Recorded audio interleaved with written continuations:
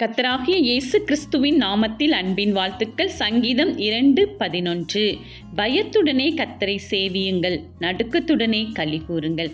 பிரியமானவர்களே, நம் தேவாதி தேவன் இயேசு கிறிஸ்துவை நோக்கி நாம் சேவிக்கும் பொழுது, அவரை நோக்கி நாம் ஜெபிக்கும் பொழுது பயத்துடன் நாம் சேவிக்க வேண்டும் என்று கர்த்தர் எதிர்பார்க்கிறாராம். நம் பயம் நம் தேவனிடத்தில் இருக்க வேண்டும்.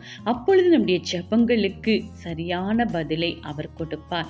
ஏனென்றால் பயப்படுகிற யாவரையும் தாங்குகிற தேவன், பயப்படாதே பயப்படாதே என்று சொல்லி நம்மை அரவணைக்கிற தேவன். எனவே நாம் பயத்தோடு அவரை சேவிப்போம். அது மட்டுமல்ல, நடுக்கத்துடன் களி கூறுங்கள் என்று பார்க்கிறோம்.